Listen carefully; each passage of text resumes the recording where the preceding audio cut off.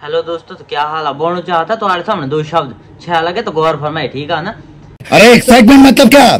कि बोले छोकरी बोलती देखो क्या बीमार बात है, चलो प्राइवेट हॉस्पिटल लगा थे से छह का इलाज। समझ रहे हो? समझ रहे हो? है छोकरू पढ़ानी हो गणो क्यों तो फिर बोलते भाई यार प्राइवेट स्कूल पढ़ा तेरी पढ़ाई छह बहुत ठीक है ना भाई। सरकारी स्कूल में पढ़ाई ना तो मास्टर पढ़ा तो ना किच ना तो जब लाड़ा का ना तो बोलते से क्या मास्टर से क्या गाना मुलाड़ा से क्या फौजी से क्या गाना मुलाड़ा। वाह क्या सीन है,